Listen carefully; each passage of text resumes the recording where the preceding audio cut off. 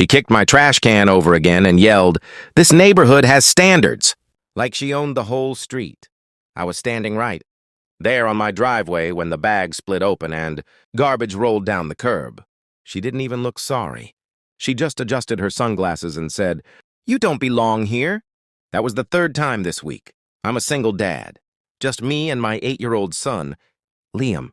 We moved into this small lake house 2 months ago after I left the army. Quiet place, good schools. I paid cash for the property with my deployment savings, no loans. No HOA contract signed, clean and simple. But Karen didn't like that. The first day we arrived, she walked straight onto my yard without asking and taped a bright orange notice on my door. Mandatory HOA meeting. Attendance required, I told her calmly. I'm not part of your HOA. She laughed in my face. Everyone here is. No, they weren't. I checked county records before buying this place. My house sits on the only lot on this side of the lake that was never added to their HOA map.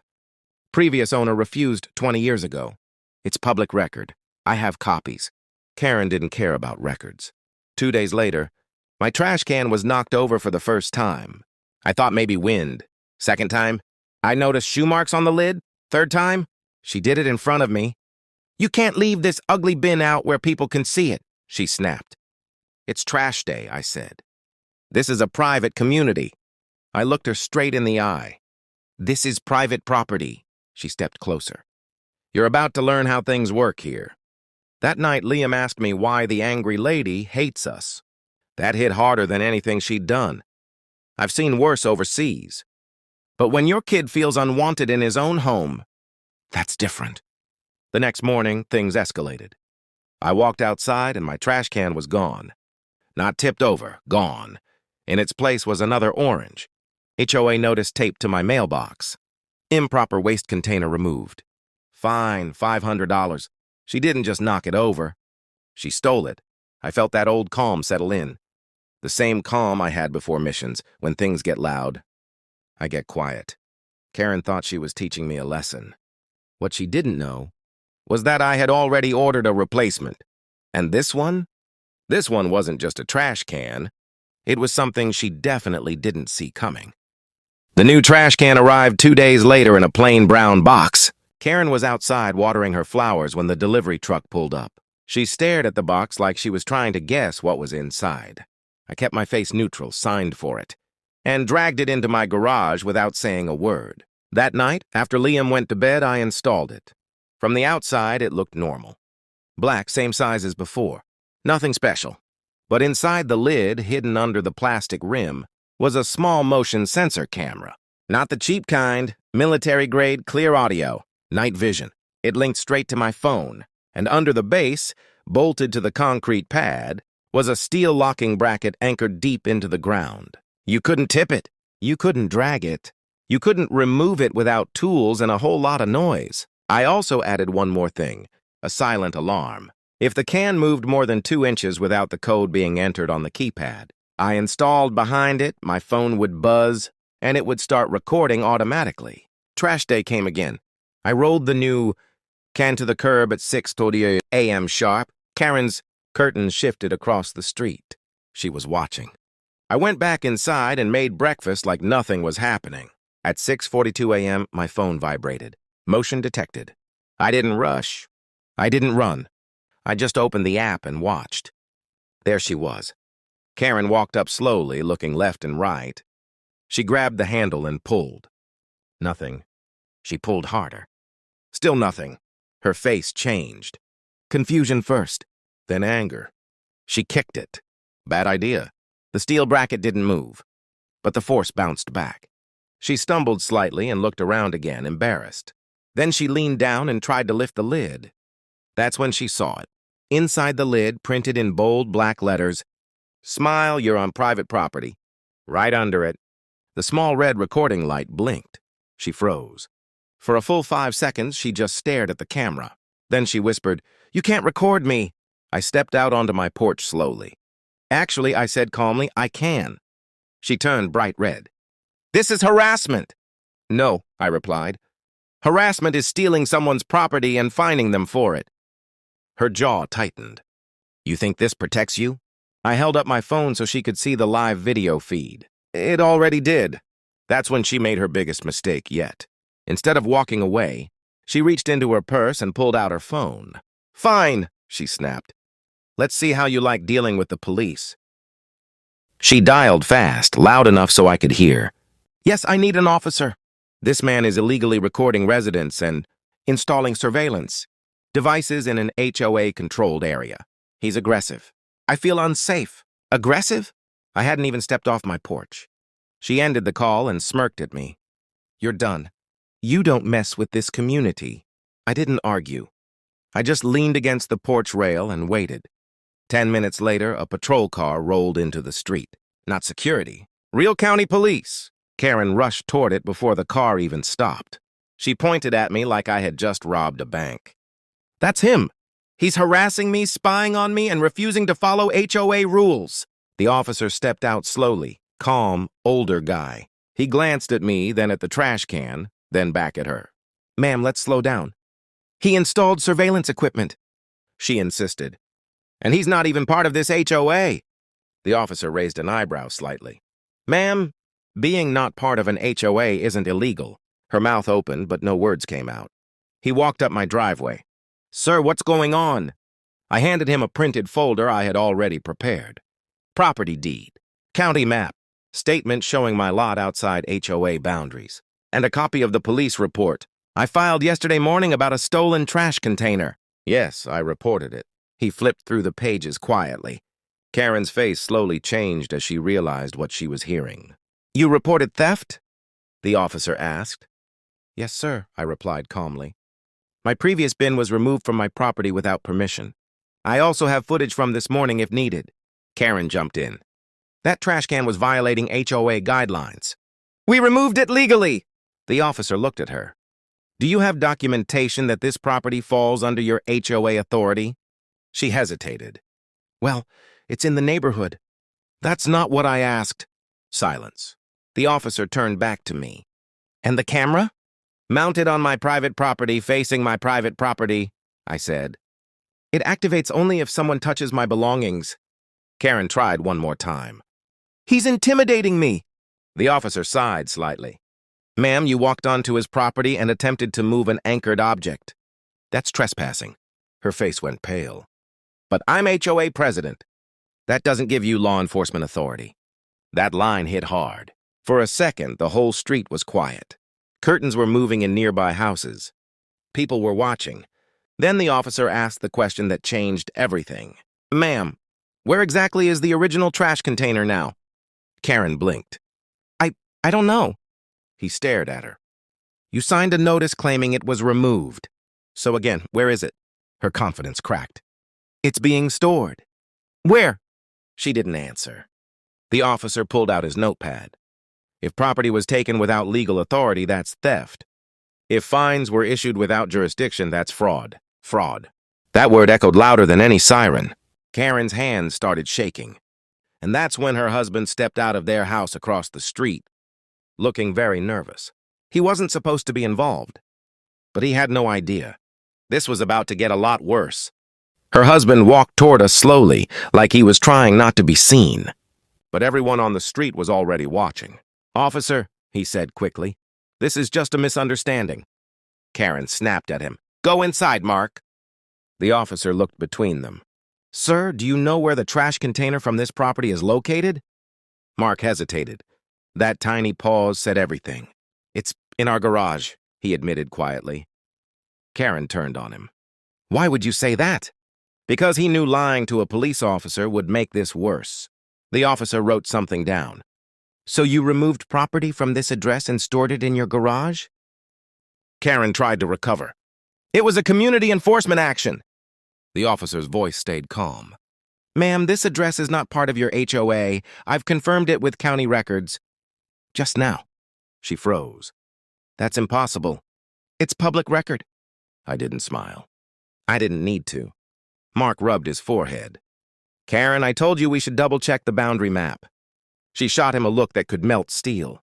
The officer continued, Sir, I'm going to need that container returned immediately. And ma'am, I strongly suggest you stop entering this property. She crossed her arms. He installed surveillance to spy on us. The officer glanced at the trash can again. It's pointed at his driveway. That's legal? Then he turned slightly toward me. You mentioned you have footage? Yes, sir. I played the clip from earlier that morning. Clear video. Clear audio. Karen walking onto my driveway. Karen pulling the bin. Karen kicking it. And then her whisper. You can't record me. The officer looked at her. That's trespass. Her face lost all color, but she still wasn't done. You don't understand, she burst out. If we let one person ignore HOA rules, the whole system falls apart. I finally stepped forward. Your system doesn't apply to my land. She pointed at me. You think you're better than everyone. I shook my head slowly. No, I just read the paperwork before I buy something. That line spread through the street like fire. I could see neighbors pulling out their phones, recording quietly. Then the officer asked one more question that made Mark stiffen. Ma'am, how many other fines have you issued to properties that are outside your HOA boundary? Karen's breathing changed, because she knew. This wasn't just about my trash can anymore. This was about every letter she had sent. Every fine she had collected. Every homeowner she had bullied. And judging by the way two neighbors were now walking toward us holding envelopes, I wasn't the only one she picked the wrong fight with. One of the neighbors, an older man named Mr. Alvarez, held up a stack of papers. Officer, she fined me $2,200 last year for repainting my fence. Karen snapped, because it was the wrong shade. Mr. Alvarez shook his head. My house isn't. Even in the HOA, I checked after. This guy moved in and started asking questions. Another woman stepped forward. She charged us for parking a boat in our own driveway. We paid because we thought we had to. The officer's expression changed. This wasn't a small dispute anymore. He looked at Karen. Ma'am, did you verify each property before issuing fines? It's a unified community, she shouted. We maintain standards. That wasn't my question. Mark tried to step in again. Officer, maybe we can handle this privately. The officer cut him off. If money was collected without legal authority, that's serious. Karen's voice dropped, almost desperate. They agreed to pay. Mr. Alvarez answered quietly, because you threatened liens. That word made the air heavy. I stayed silent, but inside I connected the dots. This wasn't about trash cans. This was control. She acted like a small-town ruler because no one challenged her paperwork. Until now, the officer turned to me. Sir, you said you filed a theft report yesterday? Yes, sir. And I also sent a formal notice to the HOA mailbox requesting proof of jurisdiction. Karen's head snapped toward me. You what? I met her eyes calmly. Certified mail. Her lips parted slightly. She didn't expect that. What proof? The officer asked. Deed copy, boundary map, and a request for refund documentation for any improper fines issued to properties outside HOA limits. The two neighbors looked at me in surprise. Refund? The woman repeated. Karen's voice cracked. You can't demand that! I didn't demand, I said evenly. I requested transparency. The officer closed his notepad slowly. Ma'am, I recommend you contact an aid attorney immediately, and I strongly suggest you stop all enforcement actions until boundaries are verified. That sounded almost like a warning. Karen's shoulders finally dropped.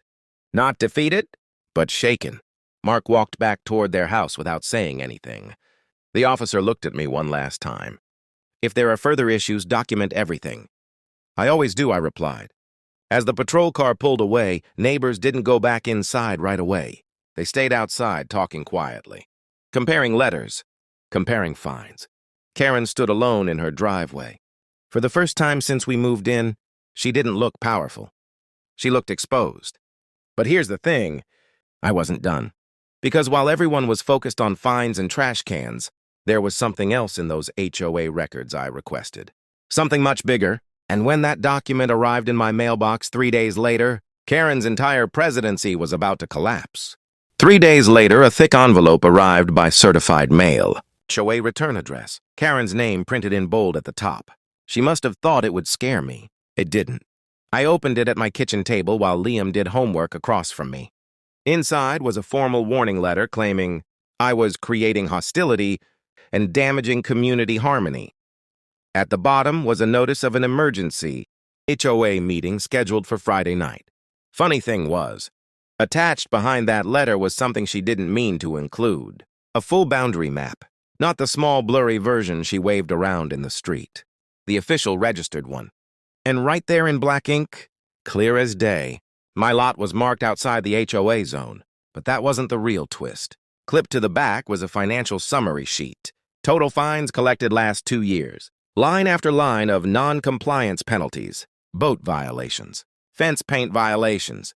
Trash bin violations. Landscaping violations. Amounts paid. Some of those addresses matched the same edge of boundary properties like mine. My jaw tightened. This wasn't random. She wasn't confused. She knew. She had been collecting money from homes she had no authority over, and calling it community compliance. I quietly took photos of every page. Friday night came fast. The HOA meeting was held at the small clubhouse near the lake. I wasn't required to attend, but I went anyway. When I walked in, conversation stopped. Karen stood at the front with a folder in her hand, trying to look confident. "This individual," she began, pointing at me, "has been disrupting our neighborhood." I didn't interrupt. She talked about cameras, about refusing standards, about threats to unity. Then she said the line that changed everything. "He is not aligned with this community." I slowly raised my hand.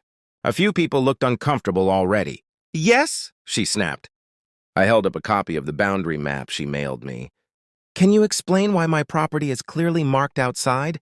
HOA limits on your own registered map." The room went silent. Karen blinked once. "That's outdated," she said quickly. I placed another paper on the table. "Filed with the county clerk last year." Same map. Murmurs started spreading across the room. Then I held up the financial summary. "And can you explain why fines were issued to at least 6 properties outside? HOA boundaries, totaling over $40,000? Gasps. Karen's face went white. "That document is confidential," she shouted. "It was mailed to me." All eyes turned to her. Mark was sitting in the back corner.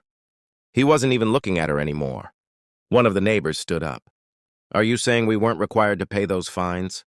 I answered calmly. "According to this map, no." Karen slammed her folder shut. "This meeting is over." But it wasn't. Because at that exact moment, the clubhouse door opened, and 2 people stepped inside. Not neighbors, not security.